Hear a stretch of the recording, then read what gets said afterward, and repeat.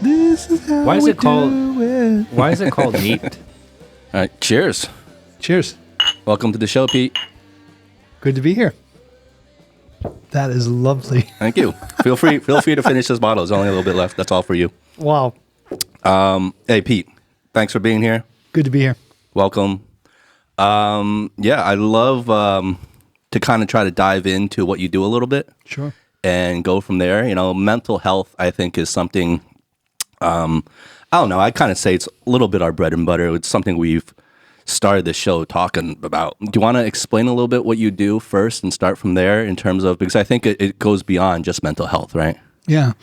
Well, I need to go back a little bit and just say thank you again. I'm a recent listener to the podcast. I'd say I got turned on about 3 months ago, and I've been diving through these great conversations you've had. So first of all, just thank you for the contributions you're making to this space. Yeah. Thank you. Yeah. Thanks. Wow. Just get a big head. I got to loosen my headphones a little bit. Yeah. We've been working up to this moment for a long time. Yeah. Not really. Those headphones are too small for you now. Yeah, I know. I was like, God. Well, the question is a good one. I've had a couple different careers, I would say. Someone who's a bit older than probably many of your guests. I started out in higher education, actually in the United States. I was working at 2 different universities. I worked 11 years at Loyola University in Maryland, which is Baltimore, the great city of Baltimore. And then I moved to Regis University in Denver, which is a great city. If you haven't been to Denver, amazing. Very beautiful, very clean. And I did a lot of administrative work there, did a lot of leadership training and things like that. So that was kind of my bread and butter. And the long story short is that after 15 years of that, I looked around and said, well, is this the hill I want to die on kind of the rest of my life? Mm-hmm. And despite having amazing colleagues, talented colleagues, and loving my work to some degree, kind of the repetitive nature of it, kind of every year, the same kind of things, the same challenges. I was like, is there something more? Then I got a great opportunity to come to China, took it, and haven't looked back since. And the nearly 10 years I've been in China have been just absolutely incredible. I worked for an international company doing training, soft skills. I've worked for international schools, traveled all over China in my role of consulting, doing conflict resolution work and management training in Beijing and Fuzhou and Shenzhen and Guangzhou. And I've loved all that. And most recently, I was working for international schools, doing leadership training and counseling. I was a social emotional counselor. And for the students there, for the kids for the students. But this is where the pivot comes. During the number of years I was there, and I was basically at international school all during COVID years, so I had no experience of this school, anything but COVID, which is just kind of bizarre in some ways. But working with the young people was definitely life-affirming and very, very meaningful. The courage of many of these young people to advocate on behalf of themselves for what they wanted and desired, and the kind of steps they were taking, often, not always, to ensure their own self-care was really impressive. But it was hard. And the pivot came for me after working with a number of these really talented young people, recognizing that when I worked with their parents, which was often conversations with parents and meetings with parents and restorative conversations with parents and kids, that those were more meaningful to me. And in my discernment I try to do discernment every day. I try to do a practice called an examination of conscience every day, where at the end of the day, I just kind of look at my gratitudes and where did I feel like was contributing and where did I feel like I was a little bit off and how do I change that? I found that most of my gratitudes were in parenting work and having these really restorative and amazing conversations with parents who wanted to know their young people and yet found themselves quite distant from them often. And so I left the international schools formally, formed a company last year, and now serve international schools with parenting programs. That's one thing I do. And it's incredible, meaningful work. And I love it. The other thing I do that's meaningful and that I love quite a lot is I'm director of counseling for Community Center Shanghai. So I supervise 30 counselors, not clinical supervision, but just kind of supervise the office. The Community Center of Shanghai. Community Center Shanghai, CCS. So what is the role? What is the kind of mission for that? for the Community Center? Shanghai is the mission is to invite, engage, and form community wherever it happens in Shanghai. It used to be, it's 25 years old because nothing was going on in Shanghai 25 years ago the way it is now. And it was a way for families to get involved, understand what was going on in Shanghai, get Chinese lessons and yoga classes and cooking classes and all these kind of resources that happened they needed in Shanghai. Is it kind of like equivalent to like a YMCA? Exactly. Okay. Yeah. Well, yeah. I never was a part of a YMCA back home. So Neither was I, but it kind of sounds like that would be something like that. A community center. Okay. And so the constituent development of that, at least these days, is the counseling department, which is I'm proud to be the director of. And we have 30 counselors who speak over 10 languages who serve clients both in Shanghai and around the world with high-quality mental health care. And this is the kicker, that's affordable. So we're much more affordable than many providers in the area. Half price. High quality, but just a much lower price because we're a nonprofit. So we have to keep the lights on, and we want to make a little bit so we can grow when we need to. But the money's not the issue. It's the care that's the issue. And so that's really profound. So those are the two major things that I'm doing now. Parenting workshops and director of counseling for this really major community center. Yeah, I think that's huge in terms of the accessibility part of it. Yes. The gate or the Low bar. the low bar of entry in terms of from a price perspective. Exactly. I think that's probably mental health is a tricky subject to talk about anyway, kind of no matter where you're from, but I think especially in China. And then you add on kind of the price aspect to it for a lot of the care. If you go a lot of these, nicer hospitals here, it's outrageous. It costs. And so, yeah, I think that's a huge part of it. And the kind of parenting workshop that you do, you mentioned that you found it more fulfilling to talk to the parents than the kids. Why was that? I just found that healing was more possible for the family.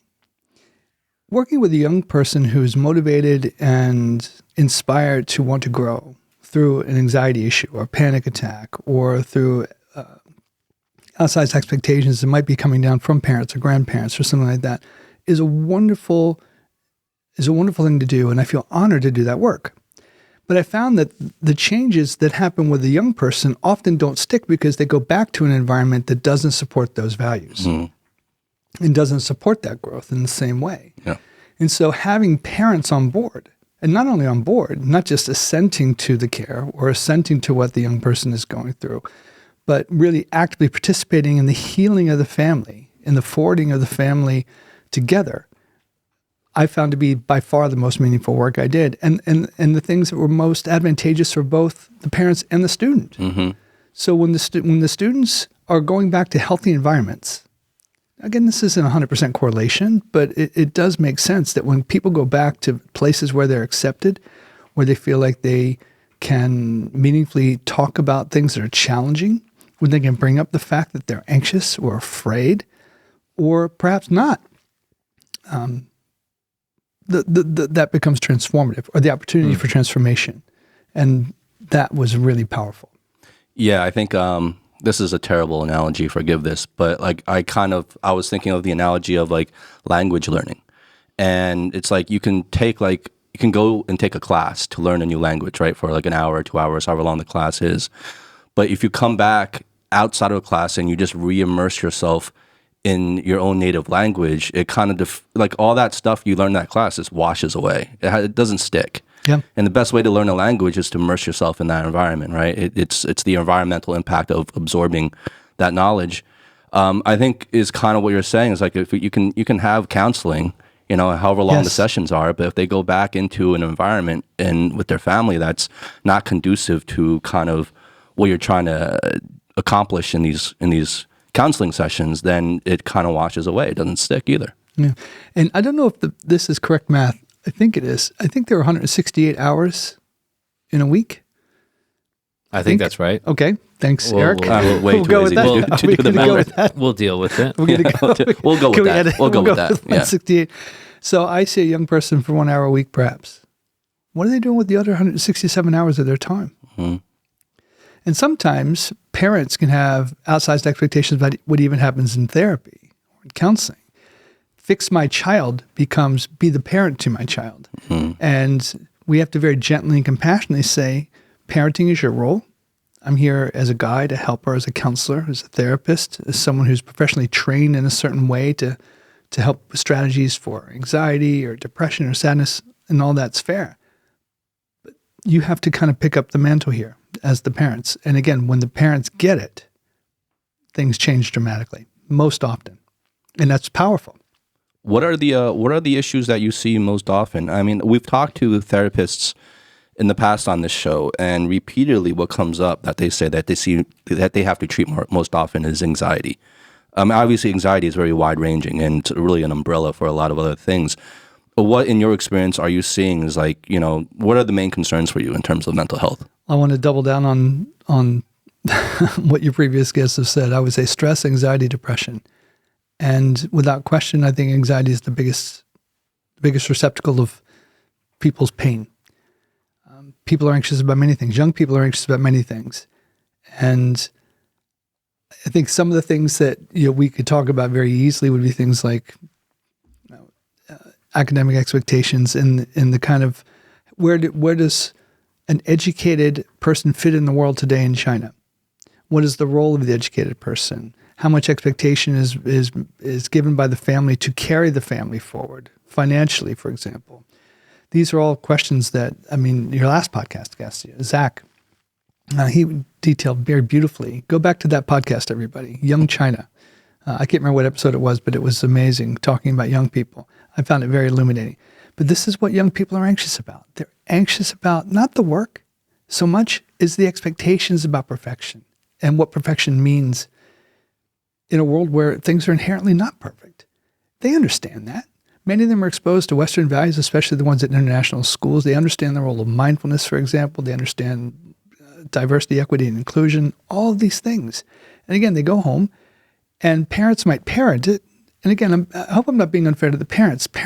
The parents that I've met have been absolutely wonderful in wanting to engage with me or other mental health professionals in helping their children heal, helping their child's mental health grow. They just don't know how to do it. They grew up in worlds where they were completely unprepared for the kind of realities that young people are facing now, especially with social media and all kinds of other things. So they grow up in a world that's tough emotionally. And the danger is not physical. Shanghai is one of the safest cities in the world. The danger is online.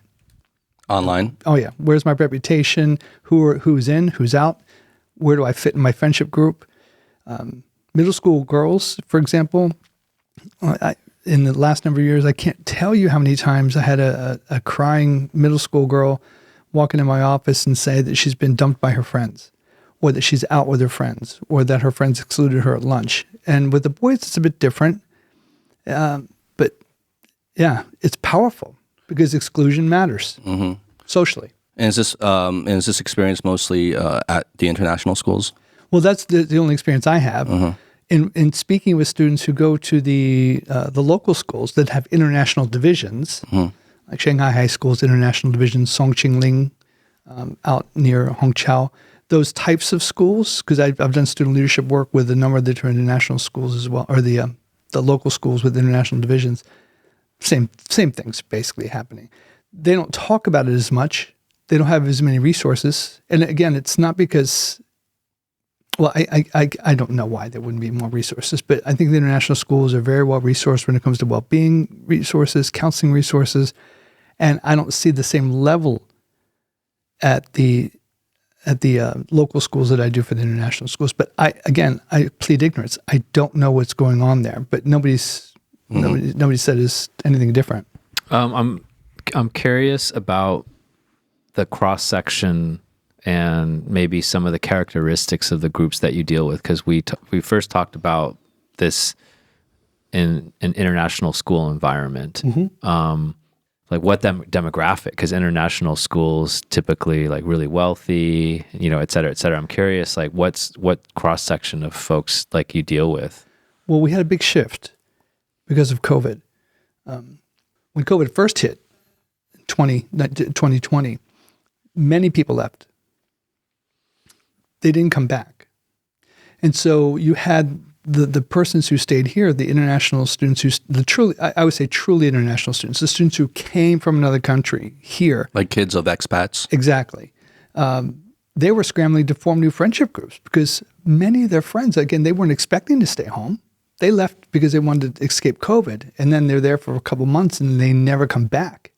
So you have a large group of people who are just gone.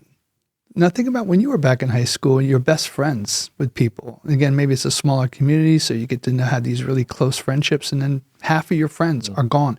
One young woman I worked with lost every significant friend she had. Now again, nothing bad happened to any of them. They were all happy where they were in England and Italy, and one was in Malaysia, but she's there alone. And she's got to form all new friendship groups. And some of these groups are already entrenched. So that was a difficult thing for many, many people. And the anxiety around that was really hard. And then, of course, through the years, as the different restrictions happened, more people left, fewer people came. And so right now, as of last year, I ended my tenure last year, it was almost exclusively persons who were Chinese. And they were dealing with more academic issues, and the anxieties around academic issues, family pressures, and body image, I would say, are the three big ones. So the first group that you were dealing with initially were a lot of expats, and it was a unique environment where, because of this schism, essentially, of how China was managing COVID, so a lot of families went back home, and all of a sudden, it's like being part of a military family or something, right? And you move schools. Except for that, in that case, it would be kind of isolated. That would be one person leaving, whereas this would be like, okay, half the school is gone. Yes. And depending if you were lucky or not, maybe like your entire group left. And it's such an early age. For us, critical formative years. Yeah, exactly. Because Justin and I and how we've been here in China for a while, and we've seen people come and go, but it wasn't like a single event. It was like over the years, trickle effect. And of course, we were a lot older. So, we have our own mental health issues. Some older than others.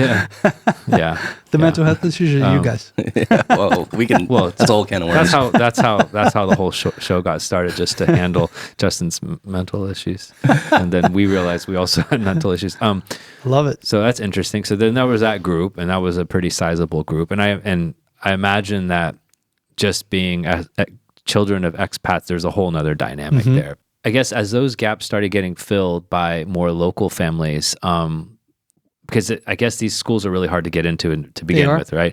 There was enough demand to kind of fill Without that. question. Some of the schools have waiting lists in toddlers, 2-year-olds. That goes. Get Riley ready. Yeah, that's 5 years. Well, so the schooling, my kid is 6 months old now. Okay. And so this whole idea of like schooling here and what the best plan and strategy is like so above what like my base of knowledge right now. Like I'm just like, I haven't done enough research, and it is giving me a little anxiety because it seems like really complicated here. And like, it seems like the competition to get into the good schools here, even for little kids, is like the kindergartens is like outrageous, right? Yes. I'm freaking out about like, okay, what if I screw up and don't make the right decision? And but I don't know. At the same time, I think I'm kind of overthinking a little bit too, right? I think, there's kids that go to any kind of schools and they turn out just fine, right? Without question. Einstein did not go to an international school in Shanghai. Yeah. Nor did Newton or Marie Curie or... So, but I'm also like, something you brought up also kind of triggered something in me, is that the idea of having like uprooting your life and having to make new friends, right? Especially during a kid's formative years. It's tough. What do you think? It's tough, but what do you think do you think there's a big risk in terms of lasting impact on that? Because I think there's a side of thought, this is also a chance for kids to like learn new skills in terms of how to socialize, making new friends. I have some experience of myself, like having to uproot life and move somewhere else and start all over again as a young kid. I don't know. I feel like maybe there are positives to take away from that experience for a kid as well, even though it is tough. Or do you feel the damage outweighs like, any positives that they can take away from that experience? That's a good question. I'm going to speak out of both sides of my mouth now, if that's okay. I'd say two things. One, I think that endings matter. And for example, I remember last year there was a family. So it was a boy and a girl, both in the senior school, really dynamic, nice kids, who were both in the school play. Their brother and sister. Dad gets word that his job has been transferred to wherever, Doha, wherever, and it's not. Oh, we have till the end of the academic year, which they wanted. It was like you have until Monday to get out. This is on a Friday. Wow. So thank God the show was that weekend because the kids were both integral to the show, and they had the show, yay celebration. They're on a plane on Monday morning. Now that happily was a very rare occurrence. That happened to one other family as well, and they got like a 2-week stay, where they emergency stays before they went back to Australia. This family went back to the UK. That sounds like a foreign agent. Yeah, it's like it's like they deport you. So I think that was particularly difficult. I don't think we talk enough about grief when we talk about young people. I think that grief is often talked about only when people physically die. And I think that one of the things that I tried to do as much as possible was bring the kind of framework of grief into all the little grievings that we have along the way that are important and significant, but we don't give ourselves enough credit for going through. Like what? Like a young person losing three of their best friends. That's grieving. Now we can say, go get some new friends. You're a nice person. You're a go-getter, you little scamp, or whatever you want to say. And I don't think we honor very often that grief and maybe even the anger associated with that grief. And because we would call it in psychology a complicated grief because it's nobody's fault. And young people understand this. They know it's not, nobody did this, but it's still grief. And I think that utilizing that framework, where we can speak honestly about anger and about moving forward with loneliness and how do you develop resilience and grit? These are really key skills that they can learn, but I think that happens after the grieving. And I think that we want to jump to the skills building and we want to jump to the healing. Let's heal. Let's, you're ready to go. Just get some new friends. And I think that for young people in particular, allowing them to grieve is a critical and vital step that often gets missed, if that makes sense. How would you support someone to allow them to grieve? Like, how do you give them space to do that? Like, what would you do? You name it. When the student who had all her friends leave, really nice kid, she came in and we're sitting there and we're just kind of going back and forth for a while, just chatting. I simply said, is there something on your mind in particular you want to talk about? And she goes, yeah, I was just thinking about, and she named one of her friends. We had a Zoom call, blah, blah, blah. How was that for you? Oh, it was really, really good. And she talked about all the things that they talked about and catching up and stuff like that. And I could see that it wasn't fake, but do you get the idea? There was a grief in there as well. And so when she finished kind of telling the story, I simply said to her, are you sad right now? Just waterworks. Just starts bawling her eyes out.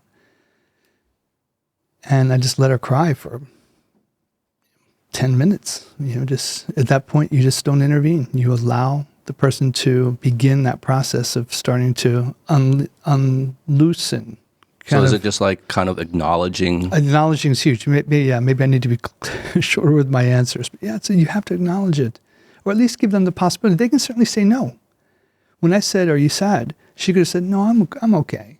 Yeah, I'm a little bit sad, blah, blah. But I don't think anybody really asked her the question. I think everybody just, because people feel uncomfortable with grief and they feel uncomfortable with negative emotions, it's like, let's move through that as quickly as possible. And grief has stages. Grief has a life. And until we start to really own that, I think that healing is less likely and it's going to take longer. This is fascinating, Pete. How common is grief in children or just young adults? And is there a difference in definition for grief in the sense that I'm guessing that as you get older, you develop more resilience and you're less perhaps sensitive to things. Whereas if you're a 4-year-old and someone takes away your toys, then that impacts you in a very meaningful way. Yeah. So I guess I have a 4-year-old. yeah, So that was yeah. I have a 4-year-old niece, and they can they can go from highs to lows like really, really quickly. Yeah. So I am curious, like, one is how common is sort of grief as you've kind of defined it, and then how do we define like grief for children, and is there a different way of handling these things, because it seems like it's easier for them to get into that mini little grieving state. Yeah. That's a complex question, but it's an excellent one. This is the way that I would share. For persons who are older, I think one of the reasons why grief is more manageable is because whether or not we've recognized it or not, we have gone through lots of different grievings. You come from the United States to live in Shanghai, you've left people. Doesn't mean you're not happy to be in Shanghai, but you've left people. When one of your guests, and you had a podcast guest who talked about their wife being sick and going through a number of major operations, that's a grief, not just for the lost time, but for the maybe the imagination that our bodies are healthy and we'll live forever. I think grief is everywhere. Yeah, or like relationships that didn't work out. Of course. Like that, yeah. And for young people, for children, we don't label it grief because they don't have the understanding of kind of death in the way that we do, even the death of a relationship per se. But I think that we can certainly validate their feelings in the moment of sadness. And I think that's critically important as well. And it doesn't mean that you give them over to the sadness, but if a kid bumps their leg, or they're riding their bike and they run into a tree and they scrape themselves up, it's not, again, most of the time, well-meaning parents will just say, "Oh, you'll be fine, you'll be fine, you'll be fine." And I'm just wondering what it's like if we say to a kid, "It won't always hurt this bad." You see the difference?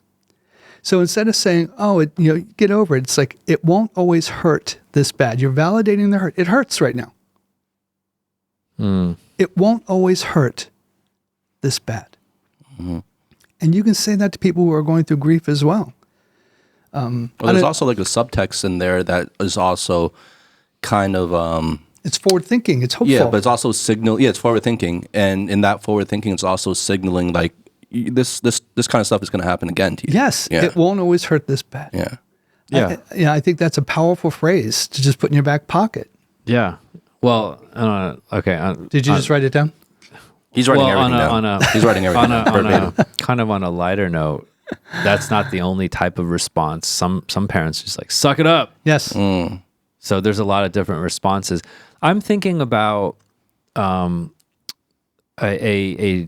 discipline that in psychology that one of our guests shared a little bit about, and it was called transactional analysis. Are you familiar with that? Familiar with it. I'm not. Okay. And I don't have any expertise in it. But it's pretty straightforward. Yeah. When Tillman came on, it's sort of like, okay, you've got these different states or ego states, like child, parent, adult. Yeah. We talk about that in my parenting course, but that's all I know. Child, parent, and adult. And like without getting like overly technical, there is more skillful ways of addressing these things and responding to these things when you're like when you're a parent, or when you're someone in a position of some type of authority and care, and you can positively impact the situation. And it reminds me of that a little bit, is that you're not going in and then being this kind of overbearing parent and trying to protect the child from everything, because we know the outcome of that. A lot of Asian parents, a lot of parents everywhere, but I think a lot of Asian parents can be very, very overprotective. I know that word was used very commonly when I was growing up to kind of characterize, some of the parenting, right? Even my own parenting, like overprotective. And at the same time, you don't want to go to the other end of the extreme where it's like, okay, and not acknowledge free-range kids, yeah. Yeah, suck it up. And so it feels like if we were to look at this in terms of like the eco state and how to deal with it, it's like you're really addressing the need. You're providing a path to kind of acknowledging it, but then also sharing that it's not going to last forever. And it's a skillful way of, handling it where the response from the child will be more balanced. Yeah. And I think when we talk about the ego states, I mean, when we talk about child, parent, or adult ego states, our kids are in adult ego states when they're at school. So it always fascinates me, again, when I would talk to parents and they would be so shocked at the behavior of their kid at school, not in a bad way, but in a good way. They're like, at home he's running around all the time, but he sits still in school. Well, how does this happen? That's adult ego state. Even children can get into adult ego state where there's kind of real mature, age-appropriate maturity transacting. Adult ego states are healthy and good in children. Parent ego states where we're ordering, directing, correcting. Why are your shoes not near the door? Where's your backpack? Did you eat breakfast? Did you brush your teeth? All these little negs, these negative little things we throw out all the time that both affirm our kind of authority, but not authority in a way that's shared. I think the best type of authority when we talk about parents and children is appropriately shared authority. You give the appropriate amount of authority for young people. A 2-year-old they can choose some things. They can choose the red jacket or the yellow jacket, or this pair of boots or that pair of boots. A 4-year-old like their has agency, and to some Exactly. extent, right? But it's not recognizing their agency, and then it just becomes like you want to micromanage them because Yes. you want a certain outcome that's actually more convenient Exactly. for you, Yeah. not them. And this is where parents really need to, I think the healthy parenting, which is a phrase that didn't even come into existence till the 1980s really, and use, is basically sometimes that is appropriate and very healthy. And I can share an experience of that in my own family, but sometimes it's not. And let me give you 2 examples of both, if I may. What you don't know about me is that I have a twin brother, and we're the youngest of 11 children. 11 children? 11 children, so same parents. So my twin brother and I saw my parents parent 9 other people in our home all the time. So you can imagine, just when you have that many people, the variability of experiences. Somebody's just won a great award at school and somebody didn't do well on a test. Someone broke up with someone's dating someone. There's every day there's just drama. And my parents were exceptional at keeping a steady ship and what they called a loving container. In a loving hierarchy. It was a hierarchy, okay? But it was loving. But mom and dad were mom and dad. Okay, there was no mistaking that. And the point I want to make about kind of the time off, when I was going through my psychological studies, I went back. I was charged with, in one of my classes, with going back and doing a deep dive interview with my parents about kind of the way we grew up. And this will get to your point. So I said to my mom, Mom, one of the things that frustrated me when I was a kid is you would send, my twin brother's name is Patrick, you would send Patrick and I to bed in the summer, like 7 o'clock at night. So it's light out. It's not even close to being dark. And our bedroom was a front of the house facing bedroom. So think of a suburban house and you see all the kids playing on the street. So, we're in bed. And said, why did you do that? Like, I don't understand that. And she just looked at me with all the clarity she could. And she goes, because I needed to know where you were so I could get other stuff done. It's not all about you. And I was like, oh, wow. That was a bit of and so there are times when I think it's appropriate for parents to carve out space lovingly in a way that's boundaried and loving, so they can get things done. When you've got 11 kids, you've got to get stuff done. Can you imagine doing bath time at 9 o'clock at night, every summer night? But you get the point. So sometimes I think for parents to carve that space out is really healthy. But often in the way that you described it before, it's not. And it is just trying to get a desired outcome. Well, what was this hierarchy you were talking about with your own parents? It's like this loving hierarchy. Like what is that? That was just this idea that, I think that in today's marketplace of ideas, I think one of the bad ideas, and I'll say it clearly, I think it's a bad idea, is that parents want to be friends with their kids. I'm best friends with my daughter. Not my best parents. friends. Yeah. Why is that a bad idea? Justin, this that's is- his whole philosophy. Well, He's like, my buddy. what's up, little buddy? Now, I'm not saying that you can't have a dynamic and really loving and fun relationship with kids. You clearly can. And I would argue that you should. Friendship is about mutuality. And by definition, there's unequal power between parents and young people. And I think that's the difference. I think when parents try to become friends with their young ones, depending on how old they are, 8, 12, 14, the lines get blurred about, this, where's my safety? And I would err on the side of caution and being loving, deeply loving, caring, committed, listening, engaged, all those things, but not want to intrude, not to want to be a part of my son or daughter's friendship life. That has to be its own thing, develop in its own way. And I want to be the parent. Okay. And that sometimes can be lonely because if our kids are, there's some kids that I know that are really amazing kids. And to hang out with them, if you were their mom or dad, would be really fun. But at some point, you've got to, for the sake of the child, and you mentioned this, I think, earlier, Justin, the young person has to move out into their own world at some point. And that has to happen with safety and with security. And can we be the strong base, that loving hierarchy, where the rules, it was never unclear that my mom and dad were the mom and dad. And they were incredibly loving, generous people. But I felt safe in that world. I felt really, really safe. And I think that when the research is very clear that parenting outcomes tend to be better when there's more clearly defined boundaries, not in an aggressive way, not in the authoritative parent ego way, where I'm ordering, I'm directing, and I'm correcting, but that I'm truly listening to what's going on in my family, responding with adaptability and empathy. Well, that's what being the parent. See, that's exactly, to me, it sounds like it sounds like a really hard tightrope to walk. It is. Right? Parenting because is hard. On one end, you don't want to fall into the quote unquote friend zone with your kid. But then you also don't want to be overly parent ego state Without where question. you're over micromanaging.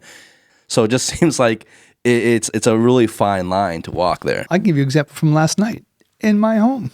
For some reason, my son had school yesterday because we had the holiday. So it was a Saturday, but he had school, which is not normal. So I think he It's was only China where they screw you. Yeah, yeah. Right? It's not real. They take all your weekends for the next year and they're like, hey, we're going to give you a month off. It's like, no, you're not. Yeah. The first time I encountered that, It's total bullshit. They make you give it back. I was like, what the fuck? It's not really a holiday. And it's and when you get the days off, everyone fucking else has the days off. So the whole city is completely busy. And so it's terrible. Yeah. Well, talk to somebody about that, Eric. Yeah. I think you should. It calls this way. Let's toast. Let's toast his days off. Yeah. Yeah, I'll make a couple of calls. So last night he was up till probably at least 11:30 last night. Okay. Now at 11 o'clock, he wants to get out the paints. Daddy, I want to paint. Okay. And that's when I have to be really clear and loving and say, I'm just really sad, but this is quiet time. So we were post shower, but we're in quiet time. We offer alternatives. We can read books, we can play a game of cards, but those are the choices. But Daddy, I want to paint. Oh, I know. I just keep saying I know. So acknowledging and aligning with them. You don't just say, you don't just right off the bat shut them down. No, I always say I know. And that's where the confusion comes in, because the young person will look at you like, yeah, but Daddy, I want to paint. I'm like, I know. But no. Yeah. Well, I try not to say that very often. I just try to say, I know. I try to say what we're going to do and not what we're not going to do. So I think that's a language thing that I think is really powerful. If I keep saying what I don't want to have happen, that's only half the story. I don't want you to paint. Well, why? Well, what you're going to get? Am I going to get into an argument with a 4-year-old? The goal of parenting, at least in my mind, is, and I think that I learned this from my parents, is you can't, my parents never stopped us from arguing with them. but they never argued with us. Does that make sense? They never bit the bait. You know, Wow. we go to them and we're like, da, da, da, da, da, and they're like, okay, I heard. Thank you. That was very articulate. Well, what's going to happen? Oh, well, we'll talk about it and then we'll get back to you. But thanks for sharing. That's interesting too. Yeah. When I think about that, it's like if they don't respond with that same level of emotion, then and not take the bait, they have so much more credibility. Like once they kind of lower themselves to that 4-year-old level, they lose all credibility too, because that hierarchy. So if you're going to also act like a 4-year-old, then it's like evenly matched. Yes. So then it's like kind of a coin flip in terms of who wins. Well, the kid has already won, I think. I would say if the kid drags you into an argument, they've won. Yeah. They've won. They've won. No question. And this is what I share in my workshops all the time. The kid will escalate. Yeah, right. Because it's like, Dad, can I have some cupcakes? No. Dad, can I have, it's going to get more insistent. And what usually happens is the insistence gets louder and louder and louder. And what happens? Meltdown for them. And then what usually happens with the parent, or what often happens? Punishment. Or they give they're like, I don't care. Overreact. Yeah. Or here's the cupcake. Yeah. Okay. Just be quiet. Turn on the TV. I'll do whatever you need to do. Just stop screaming. Yeah. And so the thing that we have to do when we try to create this loving container, this loving boundary, this loving hierarchy, is we have to recognize early that we're going to have some rough times. There's going to be some rough nights, and there might even be some rough months. But again, what's the goal? Is the goal? I mean, this is what I always am trying to keep in my head. I'm trying to reframe. And so when my kid was 2, and he would have a little bit of a tantrum, and he did pretty well in his 2s. But so he's having a tantrum, he's going crazy, and he's just screaming his head off, and he's got a poopy diaper, or what, like all this stuff is going on at once. In my head, I can be there, frustrated, angry, and sad for him and for me, for loss of sleep or whatever, or I can try to reframe. And now this is going to sound like a parlor trick, but I'm telling you, it worked for me. I try to put myself 20 years in the future.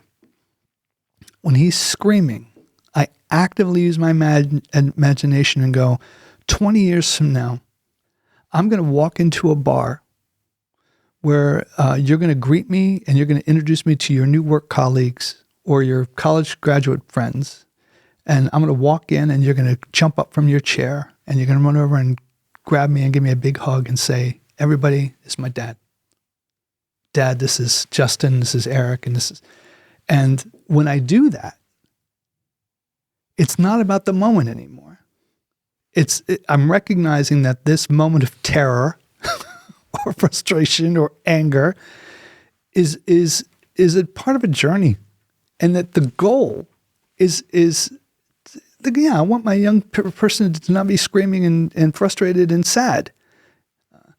But the ultimate goal is to have a thriving adult who can take care of themselves and is contributing to the world in their own way. That's the goal. And I think a lot of parents lose sight of that. And it's about some of the stuff we mentioned earlier. It's about what kindergarten are they getting into, or what grade school, or what international high school, what university. Those are all the check marks that are the meaningful ones. And I'm like, those aren't unimportant to me. But what kind of relationship do you want to have with your kid when they're 30? Do you want your kid to have gone to Harvard and then resent you the rest of their life because you pushed them so hard? Well, my kid went to Harvard. Does your kid call you every day? Is your kid chomping at the bit to come home to show off his new spouse or their children? Are they flying you to Switzerland to meet them so you can hike in the Alps? I mean, this is the kind of stuff that really, I think, that is the stuff that makes life worthwhile. And for many parents, they sacrifice 40 years of relationship to get some wins, quote unquote, I'm using air quotes, to get some wins in high school. And that just makes no sense to me. So you're thinking from a more of a perspective of, I'm shaping a person, right? Yes. And it's not so much about, obviously you care what they accomplish and what they do. Of course. Everyone does. But you can argue even more importantly is how is this human being going to be, right? How is he going to be as a person? And kind of shaping those characteristics, those traits. that psychology really around being a person. Well, it's powerful. It's not just like shaping what they want to be. It's really understanding what's important and what's the most important thing that a parent can have with their child. It's not like how much money the parent makes or like how obedient the child is or what school the child gets into. All those things matter because obviously parents want their child to be successful.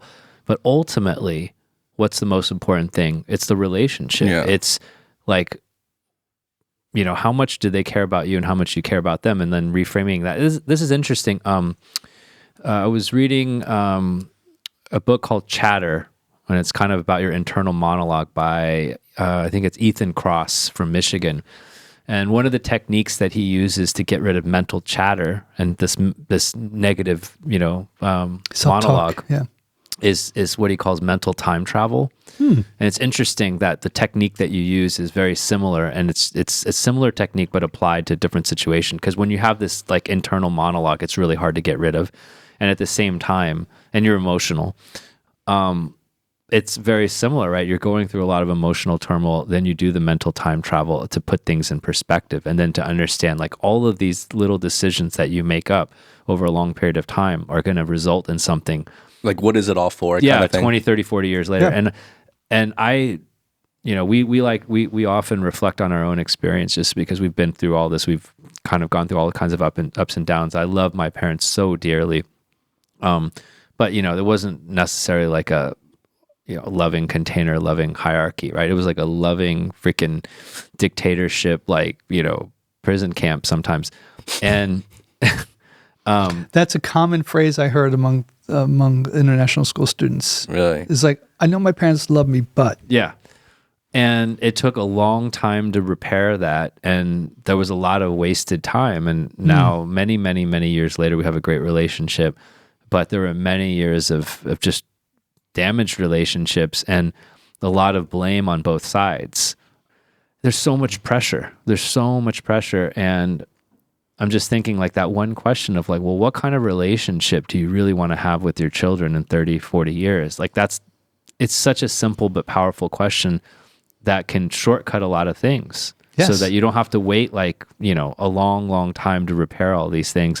You can work on it in the moment. And the parent has to take responsibility for that. Yes. Because the child doesn't know enough they can't be the parent, obviously. Yeah, and this is what I'm talking about, being a loving container. I think honesty among parents can be really healing as well. For, again, doing some of the work that I did, to have, for instance, a mom of a daughter struggling with her body issues, say to her, in front of me and the head of the school and her daughter, I've failed you. I'm going to do better. I need to learn. I need to grow, through tears and real frustrations. And this is heartfelt stuff. And to see that, and again, it wasn't like kumbaya. People didn't walk out holding hands. But those types of insights and that type of commitment is huge. This young girl, she was in year 8, so a 7th grader to us in the United States. But her mom is now understanding that this really hurts and it's not okay. And her ability to want to change is pretty impressive because many don't. Well, it takes incredible vulnerability too, because like over time I've realized like how much my own parents sacrificed. I mean, just incredible amounts, like more than I will ever know, more than I would ever, I don't have kids yet, but if I did have kids, I don't think I could ever sacrifice as much. Like they sacrifice, more than anyone. But the downside of that effect was because they sacrificed so much is that they weren't really, when I was growing up, willing to admit that they were ever wrong. So they were 100% right because they had sacrificed so much. They were already struggling as immigrants. And so it was like they're really thin skinned in that sense. Like they couldn't take any criticism of their parenting style. And we had to go through many years of just sort of like our own therapy. I mean, we didn't have real therapy, but just a lot of like difficult times for me to finally realize like how much sacrifice they went through. Because as a child, you can't understand these things, right? Everything you get, you just feel like you deserve it. You're entitled to it. And at the same time, had they been more vulnerable and open-minded and been able to just recognize that, okay, like they're not perfect, because their mindset was always like, we're doing the fucking best we can. And so any type of sort of admission that they weren't they would crumble because they were under so much fucking stress and pressure, like every single thing they do, including now. Like, I mean, now they're, much older, and like their life still revolves around my brother and I, even though we're like full-fledged adults and, and we're independent. Like, my mom still is like financially sort of like everything she does is to ensure that we won't starve. And so, like, I mean, where does that fucking pressure come from? I guess it's that generation. Every generation has a different set of generational trauma or whatever. And that generation had some, like, and my parents too. I mean, my parents grew up during the Depression, and so they never trusted banks, really. I mean, we had money in the bank, but it wasn't like the stock market.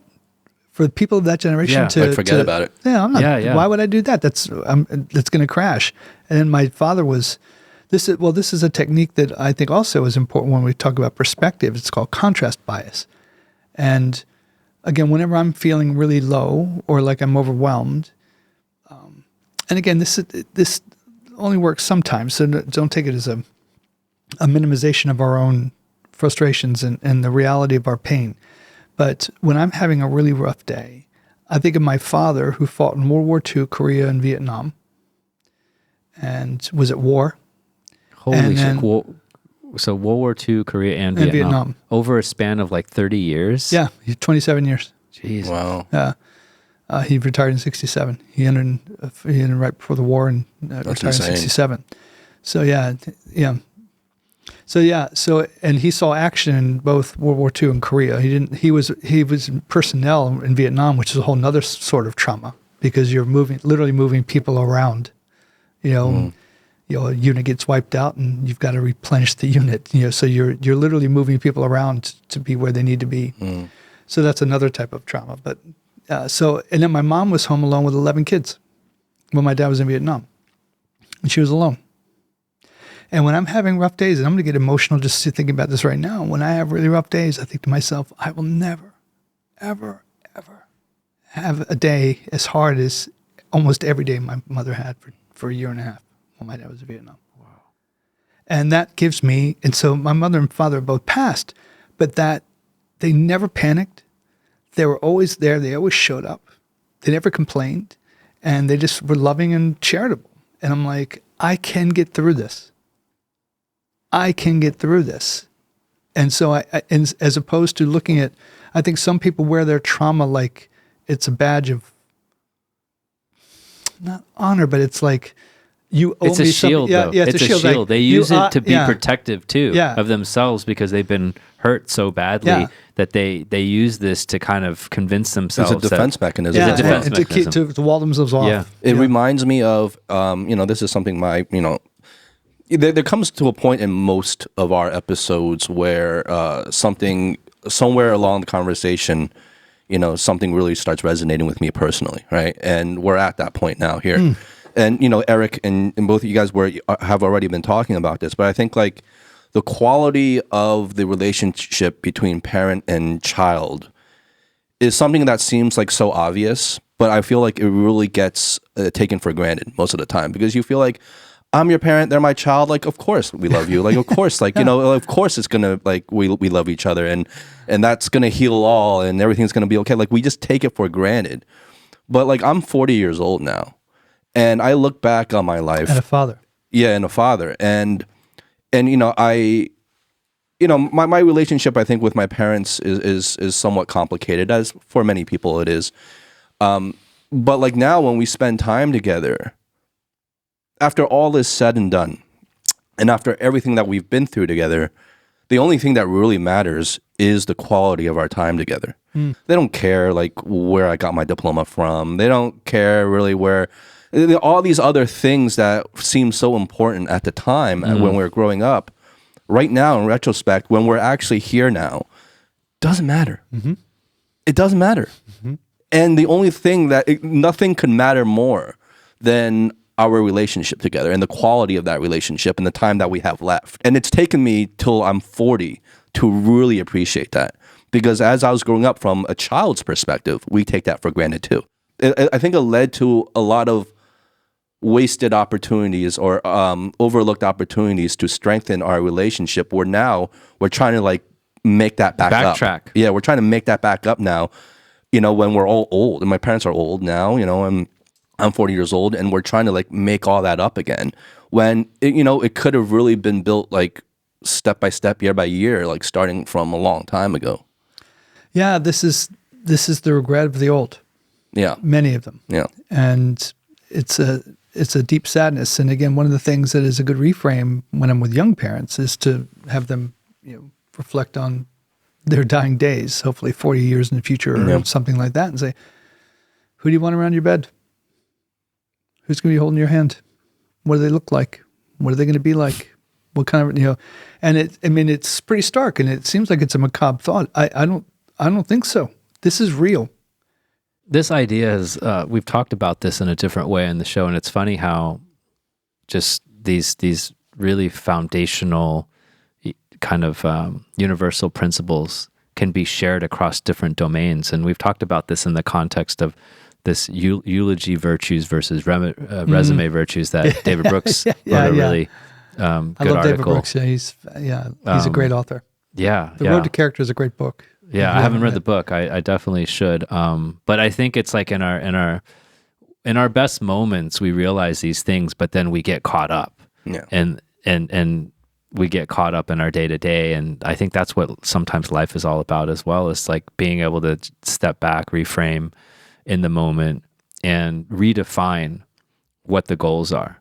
Because we're operating off of the wrong goals sometimes, because in that moment, whatever internal wiring and operating system that we have predisposes us to act on goals that don't really exist anymore, survival goals that don't really exist anymore. And so different parts of our brain, the software in it kind of, forces us to kind of go in a certain direction. We need to kind of step back and say, hey, look, the human, this being a human being is different now than it was 10,000 years ago, like when we were just animals. Yeah. Well, the conditions are different. Yeah. And this is the heart of emotional intelligence. To what degree do I have, I'm using control with air quotes, to what degree can I manifest good things in my life through empathy or through strong relationships, through loving, caring relationships? Excuse me. And to what degree am I kind of being buffeted by things, relationships that aren't fulfilling, job performance that's not where it needs to be, things shitty in my life. Why do we do that? Like, I'm curious, like, if you have a perspective on this, like, so clearly conditions have changed because we were much more closer to animals 10,000 years ago, and things have changed, and now we've kind of created a totally different world. I mean, we're sitting in a podcast studio. We have like tables and chairs, like we're civilized, but even the notion of being civilized didn't exist. We created this notion. And then I think it's like there's this battle that's going on between kind of how we were and then how we've sort of evolved. Yeah. Like, where does this come from? Where does this idea of even like we'll be more fulfilled through relationships and these types of things, like, how did we turn out that way? Well, go with me back in history to, I think roughly, we can talk about the history of civilization being about 10,000 years old, but the history of two-legged humanoid persons, wherever they existed, is probably about, let's say roughly, the scientists say between 200,000 and 300,000 years. Like sapiens and that kind of stuff. So let's say 250,000. So let's take 1,000, let's take, every century is 250 years, or every page of a book is 250 years. So you have 1,000-page book, right? Yeah. That's pretty thick, right? Yeah. Let's go through the book. What the first 998 pages are fire, and then you got surviving the elements. That's right. A better spear tip, on page 823. Right. So we're going. There's not a lot happening. It's slow. It's slow progress, and then let's say 1800, just for the sake of 1700 or 250 years. So so you get 1800. And lights, indoor plumbing, medicine, penicillin. Global economies, truly global economies. The abolishment of the slave trade, like all this amazing stuff has happened. And our brains have not had time to catch up. Yeah. So I think that the kind of sensory overload that we have keeps us from focusing. Focus is so incredible. It's so incredibly important. And we have two types of ways that focus goes away. Sensory saboteurs, phones beeping, and you were asked to turn off our phones. We should. We're in a podcast. I'm really loving this, by the way. We're just really in the moment. But there's no beeping, no buzzing, no anything. That's a sensory saboteur. There's also emotional saboteurs. So when I'm trying to focus, trying to pay attention to the people in my world, and I'm thinking about what happened at work yesterday, and I'm thinking about what I'm going to do tomorrow, and I'm thinking about how sad I am about this. So we have to really understand that this is the world we now live in. And the sensory saboteurs, I think, are fairly easy to take care of if we want to. We have to be disciplined, but we have to be consistent. But the emotional saboteurs are things that are keeping these relationships from flourishing at any age, not being distracted by small things, understanding the goal. I think that's the biggest thing my parents ever gifted us with. They understood the goal, a thriving adult. I want to maybe go a little bit here. So what distinguishes or what differentiates maybe different groups of parents from going after different goals? Because I feel like that really drives a lot of everything that happens is these goals. It's the outcomes that you want. And what was it about your parents that made them have maybe a more holistic, balanced understanding? And the parents that you now work with, what drives them to put so much pressure on their children for these kind of not really like long-term kind of things that are, that will help the relationship flourish? Like, what's driving that, and what drove it for your parents? If I'm not answering your question, please invite me to consider rephrasing. But this is my interpretation. I think I'd be fascinated when I share this with my brothers and sisters. It'd be funny to see what they write. I'll share it with you. Because brothers and sisters, this is my interpretation of why our parents were the way they were. When you live through trauma, you can have multiple responses, but one response is gratitude. When you live through wars, when you live through depression, my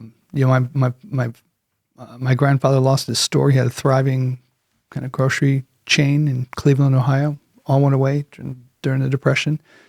You can respond with kind of downward spiral or gratitude, fear, anxiety, or you can still have fears and anxieties, but you can also respond with gratitude and like every day is a gift. And I felt like I think that my parents knew how to do routine. This is going to sound oxymoronic. They knew how to do routine in a way that allowed for us to laugh, to dance, to be who we were. Doesn't mean there weren't problems. There were lots of problems. Again, 11 kids, lots of problems, including the ones that I created. But I think there was just a sense of joy. And again, in the Chinese persons that I met of the older generation, I feel like the trauma has closed them off. It hasn't opened them up to a feeling like, look at what's happened in the world. If you were born in 1950, let's say, the October, the country is formed in October 1949. Let's say you're born in August of 1950. You're literally a child of the revolution. So you're now 73 years old, or 72. You'll be 73. Look at what you've experienced. Look how proud you should be. But I hear the pride per se, but not the joy. Does that make sense? Yeah. That's my overwhelming experience of the elderly. It's like they're China. still reliving the hardships. Yeah. like over and over and over. It's like you were so traumatized that and now life is much better, but you can't, like, you're still afraid of something you still can't But that's let like go. classic human psychology, right? Like negative events always have a disproportionate impact on you Negative things- over positive events. Yeah. I, But it's I also- feel but like I do that all the time. I do I think that we all too. do. We all do. But I think maybe this is a product of America, which is a uniquely optimistic country in some ways, probably overly so and probably unrealistically so. It's like this can-do attitude. At this 31, I took Justin's invitation to finish it off. No, that's No, all. make also sure you. that you're No, but that, go that ahead. we've got Yeah. you filled up. So yeah, it's like people respond in different ways. And I'm just grateful that my parents responded in the way that they did for us. They could have responded very differently. And there were times when things were bad, then for one reason or another, that again, it was the calmness and the non-panicking that I thought was probably the most important thing that helped us feel safe and like we were held. That whatever was going to happen, there were adults in the room. Whatever that means. And then the thing that also I think happened was I saw my parents, as my older brothers and sisters got older, they got launched from our home. So again, a very different style than Eastern parenting or Chinese parenting in particular, where parents are generally much closer to their kids at an older age. My mom would always say, kind of when you're 18, now it's on you. Like, you got to go. And I love when you come back. You're welcome to come back. I want you to come back. but you're not living here. Yeah. You know, it's a completely different way of being. You know what's funny? Like, what's so funny about that is I could like almost verbatim quote that because I heard that so often, you know, being surrounded by friends that had parents like that. And then my parents' interpretation of that, okay, because my parents also knew that philosophy, which was so common among just people in the US. My parents would be like, you know, look how good we are to you. Like, we're paying for your college, like blah, blah, blah, blah, blah. Look at, you know, blah, blah, blah. Look at Johnny, right? Like, or look at my colleague at work. When you're 18, your ass is out on the street. They totally interpret it not as Well, they reframed it. Yeah, they reframed it to exactly benefit them. Exactly. They totally reframed it, and they're like, look, your ass is out on the street. I'm not going to take care of anything. So I was always like, wow, these like Caucasian people are very cold-blooded. But then my parents would hold it over my head and be like, okay, because we're taking care of you, then you There's expectation. need to be, there's expectations. And then there was this sense of guilt and shame. And that was like part of this way of being raised, which is that you were driven not by joy and by these things as much. You were driven more by shame and embarrassment and guilt. And for me personally, it just went counter to how I am, and it was very traumatic over time. And so then over time, you sort of figure out how to like diagnose yourself and then surround what I realized at some point was that someone had kind of recognized this, is that I've basically surrounded myself with all resilient, positive people. Like, I don't know really any negative people. That's awesome. This really reminds me, what your parents did really reminds me of like what my family did and still does, is it's almost the thing, the kind of like nuclear bomb they drop in any sort of discussion or argument is we're doing this because we love you. But that doesn't mean what they're doing is right? Just because they're doing it out of love, that doesn't mean it's correct. But they manipulate it like that. They're like, we're doing this because we love you, so you can't really say anything about it. You know? And within that, there's this element of like, we've sacrificed everything for you, so you'd be an ungrateful prick if you didn't listen to everything we said up until like you're 80 years old. It's like, what the fuck? I'm like, no, like I love them. They don't totally think this way. They've changed as well. They've evolved and they've learned as well. But there is this one part of them is like, man, fuck your ass. Like, you listen to everything because I raised you, I had you, I own you. Yeah, exactly. There's this total thing like, I own you. your ass. Yeah. But then, there's the other side where they truly love you and they have made and so everything is true, but there's like really these two sides to it. Well, see, like, this is another perspective that I can appreciate now being a father, is that it's hard not to feel that way. especially having gone through all the things, like you said, your parents went through for you, right? Like, it's hard not to feel this sense of, for lack of a better word, ownership over your children, right? Because it's not only the idea of, look at all the things I sacrificed for you, but it's also like what you become ultimately also reflects back on me and kind of defines me as a parent, right? So it's like this idea of having my to parents have didn't control. think that. No?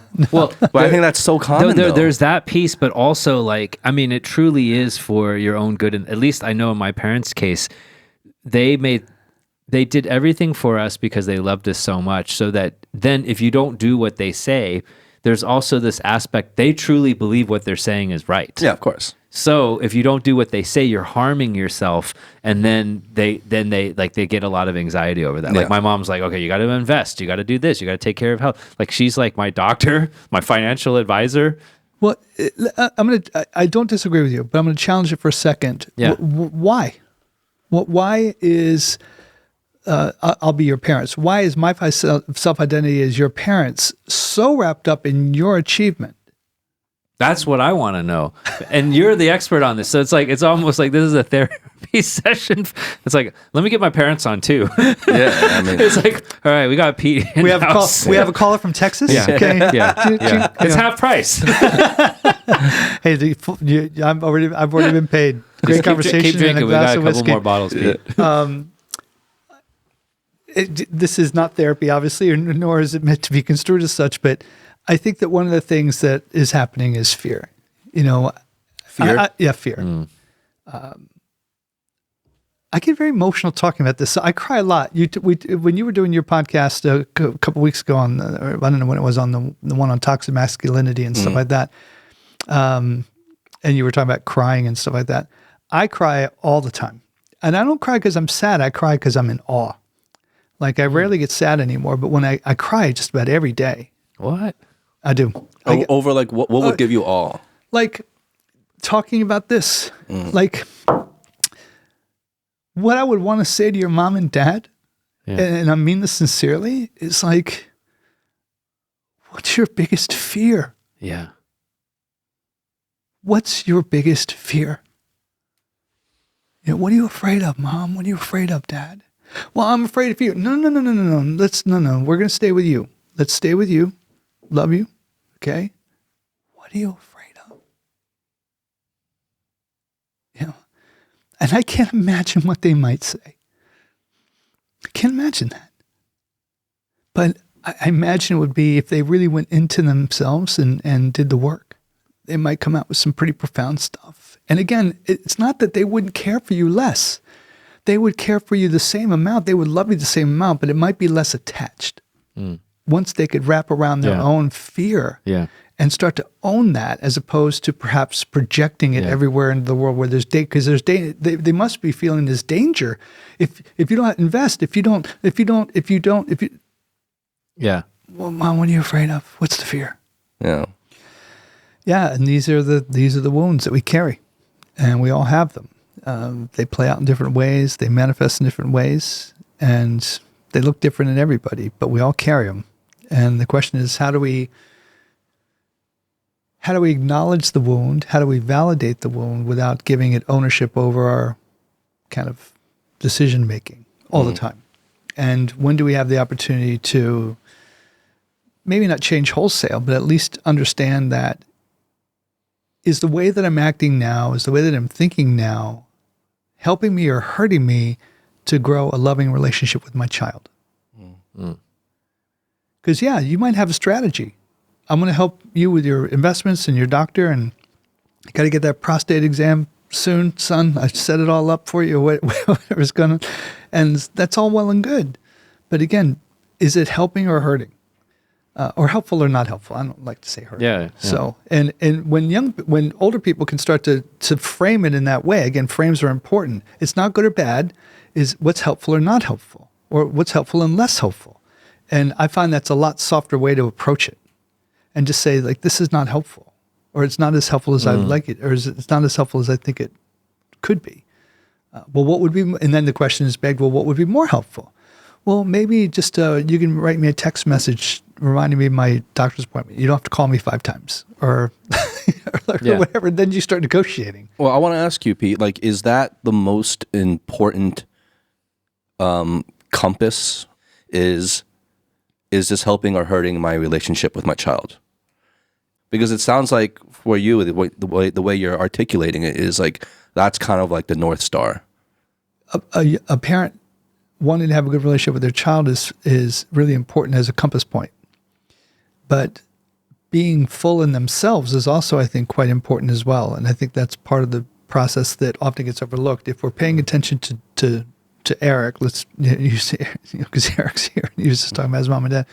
If Eric is the person who is the identified symptom holder, if we're talking about family systems, you're the identified symptom holder, meaning whatever it means, then we're all paying attention to you. We're not paying attention by definition to us, or we're paying a lot less attention to us.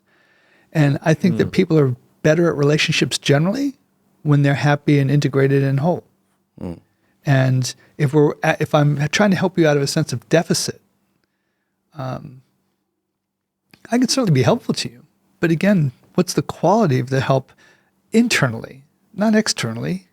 And so I would say, how can we do both? Can we have two North Stars? I guess 2 compasses, 2 needles. Yeah, 2 needles. Both pointing north, but one is about self-empathy and understanding my own wounds and understanding them enough to helpfully not let them get in the way of my relationships with my kids or anybody else. That's one compass. And the other compass is, how do I create a loving container for this relationship in a way that leads to just all the things that we want: warmth, care, love, mutuality, compassion, in adult relationships, in healthy adult relationships. And if we can hold those 2 things in our hands simultaneously and keep those as oriented principles, I think we're doing pretty well. Yeah. Well, I like what you said, because it's we've been talking about it in the context of kind of parents and children, but really any relationships. Yes. This is applicable to everything, to all our interactions with other humans. Yeah, and this is the frustration I have with a lot of people when I do kind of emotional intelligence work. Most people come to me because they want to be better, or they've been kind of court ordered, so to speak, by their boss or something to get better relationship management with sales clients or something like that, or they have a conflict at work and they need help understanding the conflict and moving through it. And that's all well and good, and I love working with those clients as well. But I think that people, the thing that I say to them is exactly what you said, Justin, is like, the things you're going to learn here are going to help you with your intimate partner. They're going to help you with your kids. They're going to help you with your parents. They're going to help you with the barista. Everything that's related to emotional intelligence communication is helpful if we can really use it and practice it. How do you develop empathy? How do you develop self-awareness and then empathy? What are the elements of emotional intelligence? Well, I'd say the big ones are self-awareness is huge. You've got to begin with knowing yourself. Then empathy, okay? And then exploring balance. The balance piece is not letting the world buffer me. Like I don't get thrown around by happy events or sad events. I'm trying to create balance. Being grateful, I think, is a huge part of that. And focus. What's my ability to focus? Can I make things happen? Can I use my brain and my emotions to get me what I need in healthy and healthy ways that aren't destroying relationships or And if that can happen, that's, I think, the heart of emotional intelligence. And how do you define? Like, we talk about self-awareness all the time, but I don't know if sometimes like we've really landed on what that really means. Because I think like we're sometimes really good at being self-critical, but then being self-critical isn't necessarily the same as self-awareness. Yeah. Well, the technique that I use, and I've used for decades now, is this: every day I do what's called an examine. So I take 5 minutes a day. Usually takes less time for me now, but I do it at the end of the day, but you can do it any time of the day. And I sit and I contemplate my day. And I think, where did I feel most alive? Where did I feel most contributive? And where did I have really great interactions? Like, for instance, tonight when I do my examine, this will be part of that that exploration and that imagination, having this conversation with the two of you right now, will be an important part of my day-to-day. And in and of itself, that doesn't mean a lot. But when you start to add those data points up, okay, and then you start to see the patterns of gratitude, it starts to be able to lead to what I would say true discernment, where I'm in alignment. My feelings, my brain, my purpose, my mission are all kind of in alignment. So, for example, my pivot to parenting stuff happened because when I was doing my exam and during some very dark days during COVID, I kept coming back to these moments of gratitude. And the moments of gratitude were many, but the ones that I was kind of most grateful for were the ones with the interactions with parents and the kind of healing and things that happened there. And so as I was discerning, I thought, well, I have to pay attention to this. And so that's, I think, the heart of self-awareness. And that's done in gratitude, not in deficit mentality. So it's not beating myself up. Now, there's time during the exam to do that as well. There's time, every day I think of where I missed the mark as well. And believe me, that's hard to do as well. But I always begin with the gratitude. And I think you would probably resonate with this thought. Working on your weaknesses is a surefire way to kind of frustration and anxiety, I think. It's not that you don't work on your weaknesses, but for example, like maths. I just said maths. I've been in the British school system too long. Take math, for example. Can I do math? Yeah. Is it my gift? No. Could I be an accountant? Yes, I guess I could be. But is that my gift? And I think too oftentimes people have an idea of what they want in their head, but they don't pay attention to their gratitudes and their emotions. And so they think, well, I'm going to do this. I'm going to own this business, or I'm going to do this career. I'm going to be a medical doctor. I'm going to be this, the lawyer. And their heart isn't really in it. And you can do that for a while, but it's not going to last long. And that's a one-way ticket to burnout or frustration. And so again, the earlier you can start doing this and align yourself in purpose, I think that's the heart of self-awareness. And everything has to begin there, because then once the self-awareness happens and I know myself, I can now pay attention to you more profoundly, because I understand the inner workings of my life. When you are in real communication with me, I understand you better. I say things that are more meaningful. I act in ways that are more consistent with what I value. And that's always helpful. And that allows all the other stuff, the balance and the focus and the gratitude. It's like not letting your own personal baggage get in the way of understanding other people. Exactly. We all have baggage. And bringing that to the table is important when we're doing things like therapy, when we're doing things like group support. But it's not a place to dump. Friendships and collegial relationships aren't the place to dump all your dirt. Okay, or even in families all the time. So if we can leave some of that stuff in its place, do the work, and then show up with our best selves, I think outcomes everything improves. Everything improves, and people are happier. Well, I think that goes back to what you're saying also about the two North Stars. There's this one aspect that's external facing, but if you don't have yourself sort of sorted out, then you're going to bring your needs, your own needs and wounds into these other relationships. And actually what you're trying to do is contribute and support that relationship in the context of that person, your child or your friend or your parent, rather than within the context of your wounds. And then you're projecting yourself onto it. And then it's not helpful, because now two people are experiencing wounded people wounding other people. Like I mean, it's not necessary for someone else to experience your trauma. It's enough that you've experienced it. Yeah, I think it's really there's a phrase in the psychological world called the wounded healer. So psychotherapists and counselors, we're wounded, but we're healers. So we strive to be wounded healers.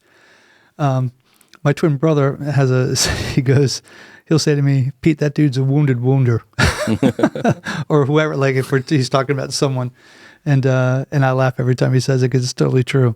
But there are people like that who wound. They're so wounded they can't understand their own pain, and they just wound other people. And parents do that, and friends do that, and couples do that. Yeah. But with the emotional intelligence piece of it, would you recommend everyone to seek outside help? Yes. To improve that? Yes. instead of trying Yes. to work on it yourself. Yes.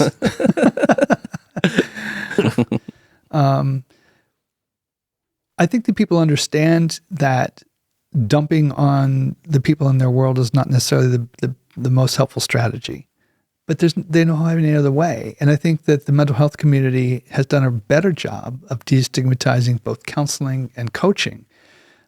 But I think to be honest, we need to do better work there. And the thing I always try to pitch with is, this isn't about helping you. This isn't about fixing you. You don't need to be fixed.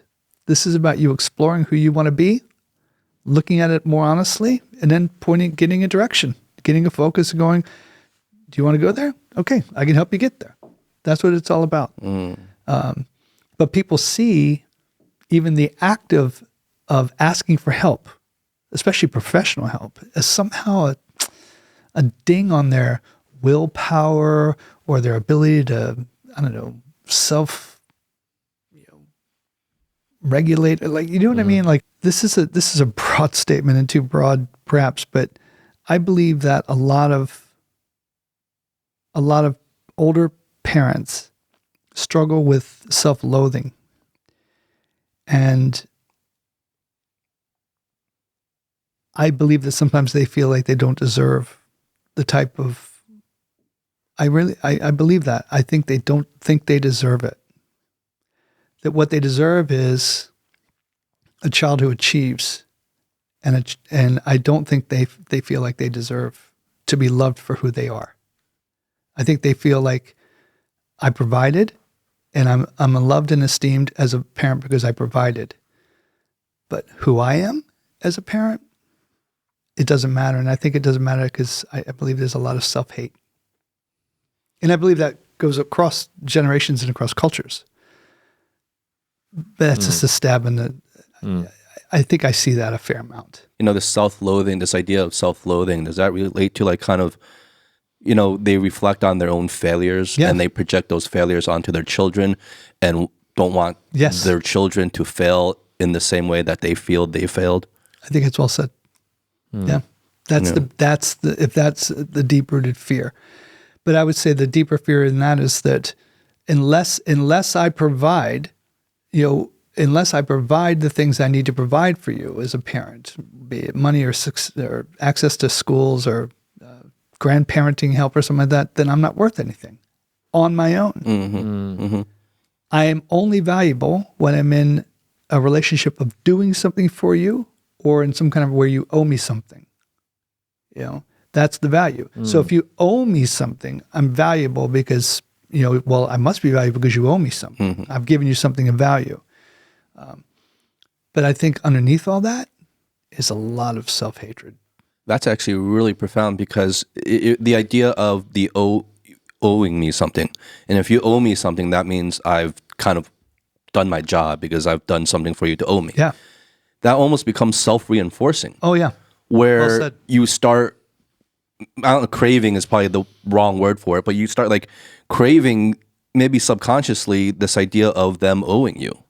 Inside it, internally, it's telling them that they're doing their job as a parent. That's the way they get reinforced. That's crazy.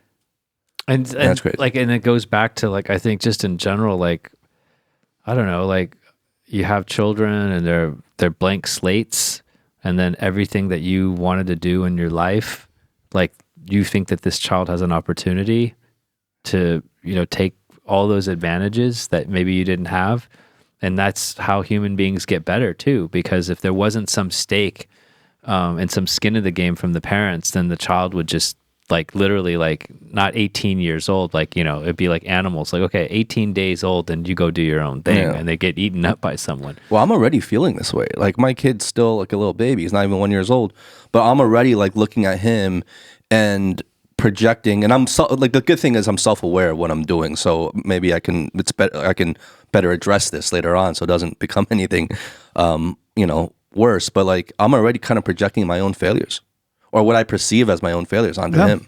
It's like all my own bullshit. You're like already like projecting onto him, and I have to catch myself. Like I catch myself doing that. You're like catching is the battle. It really is the battle. It's not half the battle, it's the battle. Catching it, labeling it, moving on, trying to be present in the moment. If you catch it again, catch it, label it, be present in the moment. Again, we talked about focus before when we talked about the heart of emotional intelligence. What you're doing is you're focusing in the future, about a future you don't understand or don't know. And there's anxiety in that. Yeah. Parenting, full stop, parenting is hard. And even parents who are bad parents, whatever we consider bad parents to be, the amount of time, energy, attention that is consumed is huge, much less a good parent. Yeah. So let's just get that on the table really fast. Shout out to everybody. Shout out to all the shitty parents Shout out out there. to the shitty parents and for putting even more time into your children than good parents. Should we toast that? I don't know. It's You used to have a podcast, right? Yeah. Limitless Law Why. Limitless Love Why. Yeah. Yeah, it was a thing. It was a hot thing for a hot second. And then my wonderful co-host, Allie, Allie was the host. I was the co-host. Let's be clear. She was the host and founder. I was the co-host. Allie Mona, amazing. She's now in Mexico. Hi, Allie. I'll send this to you. But yeah, it was great. We did over 400 episodes. Are you going to try to get back in the podcast game? There's part of me that thinks I missed the boat. Like we had a thing. And then when I got out of podcasting and I went back into kind of the world, and kind of was working for a living, kind of pay, like money for time.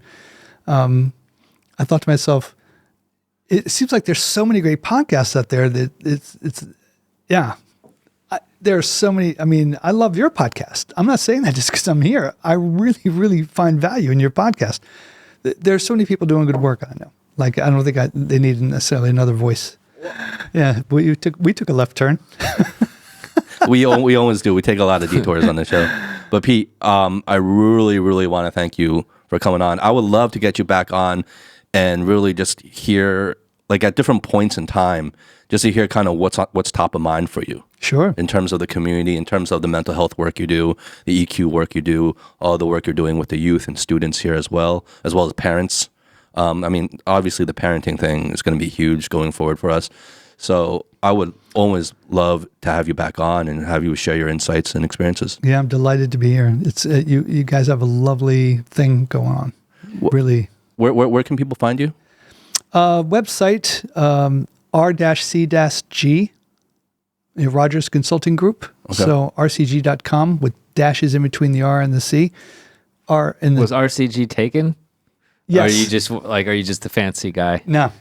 But I do like the look of the dashes. Yeah. But it's harder to type than just RCG. But RCG is another Rogers, and it actually is a Rogers Consulting Group, not like Roberts Consulting Group or something like that. It is a Rogers Consulting Group.